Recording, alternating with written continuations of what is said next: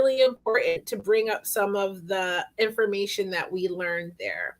And a lot of it has to do with, how this happens. Like, what I remember most about reading that is that a person who perpetrates verbal abuse and the person who receives verbal abuse a lot of times live in two different realities.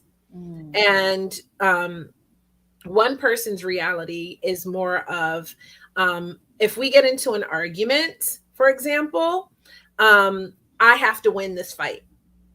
Right. And the other person's reality could be, if we get into an argument, I want to explain things and help figure things out together and resolve the conflict in a kind way, while the other person is thinking, I'm going to say anything, I'm going to, call names, I'm going to do whatever it takes to win this fight. What do you think about that, Angeline? Yeah, and unfortunately, that's so common. That is so common today. But like regarding the fights, I mean, that break out, I know for myself, speaking from my experience, I don't recall that I ever started a fight. My ex started the fight when I was married. He would always start the fight. And it's the way that we, communicate to each other. So verbal abuse is actually, the definition of verbal abuse is when someone is manipulative. Um, they prevent you from, having other friendships with people. Everything is their way. It's power and control. They make insulting remarks, demeaning remarks, condescending remarks. And I didn't realize that this was happening to me at the time. But later on, I did. And so learning to recognize when those insulting remarks happen. And in the past, in my marriage, I used to fight back, give into it. And it would escalate and get worse, because I was feeding into it. So I learned, through counseling, therapy, and surrounding myself with, coaches. I had, a coach who was mentoring me not to respond. See, for myself, I didn't respond. I just walked away. And, typical him, he would, try to fire back and say something else.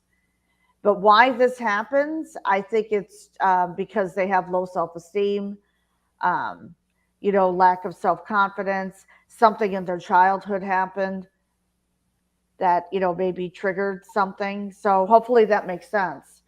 Just recognizing it, learning when to recognize it, because a lot of women I know feel ashamed to bring it out. And like you were talking about, they're afraid to talk about, verbal abuse, right? I mean, right now, there are women coming to me and they're sharing their stories. And that takes a lot of courage. That takes a lot of courage for them to come forward and, share their stories. But I see more of it happening now, whereas in the past, like now, I mean, I feel that the issue is still shoved under the carpet. I mean, this month was Domestic Violence Awareness Month. Mm-hmm. So what are we doing? Right. Yeah, what are we doing? It's still, I feel, shoved under the carpet, but, you know, we can work on bringing those real life situations, like here on your podcast, on my podcast. That's why I created the podcast, Let's Break the Silence, because we need to break the silence on verbal abuse. So, and I've read the book, I've listened to the audio. It's how we respond to the abuser. It's how we respond. So if we respond by just firing back and say, you did, oh no, you did this, or whatever it is, when you use the word you, and I'm guilty, I was guilty of this, it just makes the situation worse. I mean, And I agree with you. And in my marriage, my situation was, um, where my partner would get angry and say things that, were as mean as possible, right? Just in the heat of the moment, things that they would regret saying Mm. afterward. But because they were so angry in the moment, they would say things. And for many years, I would just say, you shouldn't say that to me because you will regret it later. Arguments are not about who wins. Arguments are about resolving the conflict so that we grow closer, right? Mm. And this was my perspective, meaning we lived in two different realities. The arguments were after a while started to make me feel a little bit crazy because he would be saying things to me, um and in a way that made me feel demeaned and made me feel disrespected. And I'm a fighter, so after a while of trying to like make sense to him, I started to respond like you and fight back, right? And then it would escalate and escalate and escalate. And actually, during our divorce, it got to the point where I was concerned that it would become physically violent, right? Mm. So it just was a moment where we just had to get away from each other, and we had to spend a lot of time apart in order to be able. Now we're friends, but in order for that to happen, all of this stuff had to end. And I had to realize that we are in two different realities. My reality is we work together to communicate, to resolve a conflict, and his reality is I need to win this argument. And if there's no way to bridge the two, then maybe we're not a match, you know. Mm. So and there's different kinds of verbal abuse. It may not just be arguments. It could be condescending tone. Right. It could be ordering you around. Mm. Go get this, do this. I said do that, as examples of, we can be guilty of doing that with our children. A lot of people don't think of that, but it is. If you read this book by Patricia Evans, The Verbally Abusive Relationship, you will check yourself, because it made me check myself on how I was talking to people in my life. Because I was like, when I opened this book, I'm like, I'm going to read this as part of the podcast, but I don't verbally abuse people, honey. Like, I'm not that type. I'm kind. I'm good. And I started reading this book going, oh, I've done that. I've Mm. acted like that. Let me check myself. Let me check myself. It was a gut check because I needed to learn, what not to do as well, and not assume that I wasn't perpetrating this. Gloria, I remember in the live we did on Instagram, you had a lot to say about that, about learning about your part in arguments and how Mm. you talk to people. What do you think? Well, for all the things I've been studying lately about, emotions, all this is childhood events, childhood. So when you got into a fight with someone, is you fighting with the other child because there's some wounds that are in place from very young. So what happened is they come and reflect that in the relationship. In my case, in my relationship before, I'm not saying that he started or I started. Both started. I started sometimes, he started sometimes. I was verbal abuse, I verbal abused him. So it was like a combination of a lot of stuff. And this book, like you said, this book applies to everybody and for everybody, because it's like you check yourself, how you doing, how you talking to people, how you talking to your kids, how you resolve the problems. Because yeah, the other person can be calm, but if you come across, the other person is gonna stop being calm, because the way the energy that you transmit into him is engaging in another energy that the other person is not gonna like.